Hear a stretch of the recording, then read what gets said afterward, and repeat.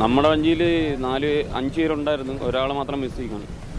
കുറച്ച് ദൂരം പോയിട്ട് വന്നപ്പോൾ അവർക്ക് ബോട്ട് ഓടിക്കാൻ പറ്റില്ല, നല്ല കാറ്റിൻ്റെ അന്തരീക്ഷം അങ്ങനെയാണ് പറയണത്. ഇതിനു മുമ്പ് നമുക്കൊരു ഇൻഫർമേഷൻ ഒന്നും തന്നില്ലായിരുന്നു, പണിക്ക് പോകണ്ട, ഇങ്ങനെ കാറ്റിൻ്റെ സ്പീഡുണ്ടെന്ന് പറഞ്ഞിട്ട് ആണ് നമ്മൾ പോയത്. യാർച്ചയായിട്ട് ഒന്ന് പട്ടുപോയി, എന്ത് ചെയ്യാനെന്ന് അറിയത്തില്ല. അപ്പോൾ കാറ്റ് കാരണമാണ് വള്ളം മറിഞ്ഞത്. വള്ളം മറിഞ്ഞ് ഞങ്ങൾ വല വലിക്കാൻ പറ്റാതെ അങ്ങനെ കിടന്ന്, പിന്നെ 4 പേരില്ലേ, 5 പേര് 5 ദിക്കിലാണ് കിടന്ന്. അങ്ങനെ നീന്തി പതുക്കെ മറിഞ്ഞ വെള്ളത്തിലാണ് ഇവർ പതുക്കെ കയറി. പുള്ളിയാണ് ആദ്യം ചെന്ന് കയറിയത്, എന്നിട്ടാണ് ഇവർ 2 പേരും. പിന്നെ അയാളെ സൗണ്ട് കേൾക്കുന്നത്, ഷാജു നടന്ന് വിളിക്കുന്നത്. ആളെ ഇവിടെ നിന്ന് രാത്രിയാണ്, കാണാൻ പറ്റില്ല. വിവരങ്ങളുമായി വീണ MS ചേരുകയാണ്. വീണ, മുതലപ്പുഴയിലേത് ഇത് ആദ്യത്തെ സംഭവമല്ല. ഇതിനു മുൻപ് മത്സ്യത്തൊഴിലാളികളെ വള്ളം മറിഞ്ഞ് കാണാതാകുന്ന സാഹചര്യം രൂക്ഷമായി ഉടലെടുത്തിട്ടുണ്ട്.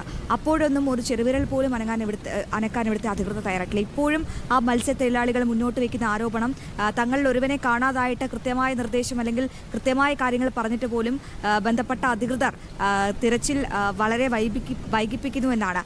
എന്താണ് ഇപ്പോൾ വിഴിഞ്ഞത്ത് നിന്ന് ലഭിക്കുന്ന ഏറ്റവും പുതിയ വിവരം? എന്തൊക്കെ കാര്യങ്ങളാണ് ഈ കാണാതായ മത്സ്യത്തൊഴിലാളികൾക്കൊപ്പം പോയ മറ്റ് തൊഴിലാളികൾ പറയുന്നത്? വീണ,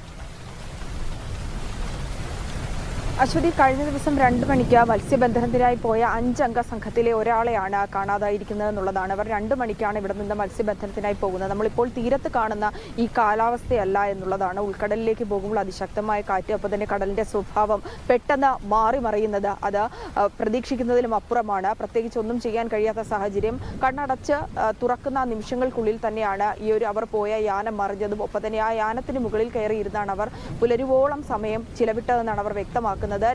പുലർച്ചെ 1 മണിയോടുകൂടി അപകടം നടന്നു. 5 മണിവരെ അവർ ഈ വള്ളത്തിന് പുറത്ത് തന്നെ ഇരുന്നു എന്നുള്ളതാണ്. തങ്ങൾക്കൊപ്പം ഉണ്ടായിരുന്ന മത്സ്യത്തൊഴിലാളി ജോണി മത്തിയാസ് ഒഴുകിപ്പോകുന്ന കാഴ്ച തങ്ങൾ കണ്ടിരുന്നു. അദ്ദേഹത്തിന്റെ നിലവിളി കേട്ടിരുന്നു. പക്ഷേ തങ്ങൾക്കൊന്നും ചെയ്യാൻ കഴിഞ്ഞിരുന്നില്ല എന്നവർ വേദനാജനകമായിട്ടാണ് നമ്മളോട് പ്രതികരിച്ചതെന്നുള്ളതാണ്. അദ്ദേഹത്തെ കണ്ടുപിടിക്കുവാനുള്ള നടപടികൾ അത് വേഗത്തിലാക്കണം എന്നുകൂടി പറയുന്നുണ്ട്. പക്ഷേ ഈ സമയത്ത് പോലും, നമ്മൾ ഈ സംസാരിക്കുന്ന സമയത്ത് പോലും കടൽ പ്രക്ഷുബ്ധമാണ്. ഒപ്പം തന്നെ കാലാവസ്ഥ പ്രവചനാതീതമായി നിൽക്കുന്ന ഒരു സാഹചര്യമാണ്. ശക്തമായ കാറ്റ് തന്നെയാണ് വള്ളം മറിയുന്നതിനും ഒപ്പം തന്നെ ഈ ഒരു മത്സ്യത്തൊഴിലാളിയെ കാണാതാകുന്നതിനുമുള്ള സാഹചര്യങ്ങൾ ഉണ്ടാക്കിയെന്നാണ് അവർ പറയുന്നത്. അവർ എടുത്തു പറയുന്ന മറ്റൊരു കാര്യം കൂടിയുണ്ട്.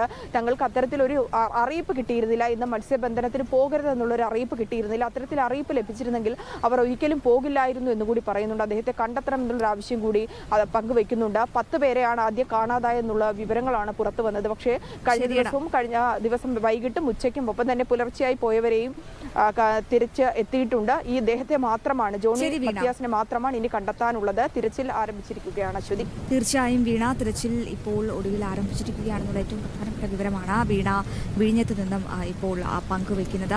മറ്റ് വാർത്തകൾ പരിശോധിക്കാം. ഇപ്പോൾ വളരെ പ്രധാനപ്പെട്ട ഒരു അപ്ഡേറ്റ്. ആറന്മുളയിൽ റോഡുകളിലും വീടുകളിലും വെള്ളം കയറുന്നു എന്ന വാർത്ത മനോജ് പങ്കുവയ്ക്കുന്നുണ്ട്. ആശങ്കാജനകമായ ഒരു അവസ്ഥ ആറന്മുളയിൽ രൂപപ്പെട്ടിട്ടുണ്ടെന്ന് വേണം നമുക്ക് ഈ ഘട്ടത്തിൽ മനസ്സിലാക്കാൻ. വളരെ പെട്ടെന്ന് കോഴിക്കോട്ടേക്ക് പോകാം. ആശങ്കാജനകമായ സംഭവ വികാസങ്ങൾ കോഴിക്കോട് നടക്കുമ്പോൾ ആശ്വാസകരമായ ഒരു വാർത്തയാണ് അനഘ ഹർഷൻ റിപ്പോർട്ട് ചെയ്യുന്നത്. കോഴിക്കോട് ബേപ്പൂരിൽ നിന്ന് മത്സ്യബന്ധനത്തിന് പോയ ബോട്ട് എഞ്ചിൻ തകരാറിലായി മത്സ്യത്തൊഴിലാളികൾ കടലിൽ കുടുങ്ങി. ബോട്ടിലുണ്ടായിരുന്ന 17 മത്സ്യത്തൊഴിലാളികളെയും അതിസാഹസികമായി രക്ഷപ്പെടുത്തി. മത്സ്യബന്ധനം കഴിഞ്ഞ് മടങ്ങുകയായിരുന്ന ബോട്ടിന്റെ എഞ്ചിൻ ശക്തമായ തിരമാലകൾക്കിടയിൽ തകരാറിലാവുകയാണ്. അനഘയുണ്ട് വിവരങ്ങൾ പങ്കുവയ്ക്കാൻ. അനഘ, ആശങ്കാജനകമാണെങ്കിലും ആശ്വാസകരമായ ഒരു വിവരമല്ലേ? എപ്പോഴായിരുന്നു ഇവർ ഈ ബോട്ട് എഞ്ചിൻ തകരാറിലായ അപകടത്തിൽപ്പെട്ടത്? എങ്ങനെയാണ് ഇവരെ അതിസാഹസികമായി രക്ഷപ്പെടുത്തിയത്? ഒപ്പം കോഴിക്കോട് മഴ സാഹചര്യം എങ്ങനെ തുടരുന്നു അനഘ?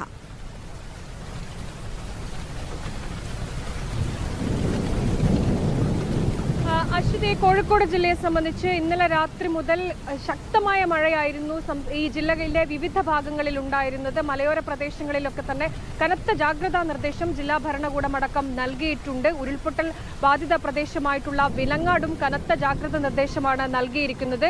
ഈ കൂടരഞ്ഞി പോലെയുള്ള ഭാഗത്തെ, ഈ ചാലിയാർ പോലെയുള്ള പുഴയിലൊക്കെ ക്രമാതീതമായ വെള്ളം ഉയരുന്ന സാഹചര്യമുണ്ട്. പക്ഷേ ഒരിടത്തും വെള്ളപ്പൊക്ക ഭീഷണി ഉണ്ടായിട്ടില്ല. ഇന്ന് അല്പസമയം കൂടി ഈ മഴ ഇങ്ങനെ നിൽക്കാതെ പെയ്യുകയാണെങ്കിൽ വെള്ളപ്പൊക്ക ഭീഷണി പലയിടത്തും വെള്ളക്കെട്ട് രൂപപ്പെടാനുള്ള സാധ്യതയുണ്ട്. എന്നാലും രാവിലെ വരെ അതിശക്തമായ മഴ പലയിടത്തും ഉണ്ടായിരുന്നു. പക്ഷേ ഇപ്പോൾ കുറച്ച് സമയമായി മഴ മാറി നിൽക്കുന്ന ഒരു സാഹചര്യമുണ്ട്. ഇന്ന് രാവിലെയാണ് ഈ ട്രോളിംഗ് നിരോധനം കഴിഞ്ഞ് മീൻ പിടിക്കാനായി ബേപ്പൂരിൽ നിന്ന് കടലിൽ പോയ ബോട്ട് അപകടത്തിൽപ്പെടുന്നത്. ശക്തമായ മഴയായിരുന്നു. ഈ മഴയത്ത് ബോട്ടിന്റെ എഞ്ചിൻ തകരാറിലാവുകയാണ് ചെയ്തിട്ടുണ്ടായിരുന്നത്. അതിനുശേഷം ഈ ബോട്ട് കരയ്ക്ക് അടുക്കാനായ സമയത്തായിരുന്നു ഈ അപകടം ഉണ്ടാകുന്നത്. ബോട്ട് തലകീഴായി മറയുകയും ചെയ്തു. ഈ കരയിൽ നിൽക്കുന്ന ആളുകൾ ഇത് കാണുകയും ചെയ്തിട്ടുണ്ടായിരുന്നു. മാത്രമല്ല ഇവർക്കൊപ്പം മറ്റു ബോട്ടുകളിലും ആളുകൾ, മത്സ്യത്തൊഴിലാളികൾ തന്നെ ഉണ്ടായിരുന്നു. അവർ ഉടൻ തന്നെ ഈ 17 പേരെയും അതിസാഹസികമായി രക്ഷപ്പെടുത്തി. ചിലർക്ക് ശാരീരികമായ ചില പരിക്കുകൾ ഏൽക്കുകയും ചെയ്തിട്ടുണ്ടായിരുന്നു. ഇവരെ ഫറൂഖ് ആശുപത്രിയിലും പ്രവേശിപ്പിച്ചിട്ടുണ്ട്. എന്തായാലും അത്യന്തം ജാഗ്രത പുലർത്തേണ്ട സമയത്തിലൂടെയാണ് കടന്നു പോകുന്നത്. ഈ സാഹചര്യത്തിലും ഇത്തരത്തിൽ 17 പേരുടെ ജീവൻ ഒരു പരിക്കും പറ്റാതെ രക്ഷപ്പെടുത്താൻ കഴിഞ്ഞത് ഒരു ആശ്വാസകരമായ വാർത്തയാണ്. എന്തായാലും ഇപ്പോൾ മലയോര മേഖലകളിലും കോഴിക്കോടിന്റെ പലയിടങ്ങളിലും മഴ മാറി നിൽക്കുന്ന ഒരു സാഹചര്യമാണ് അശ്വതി.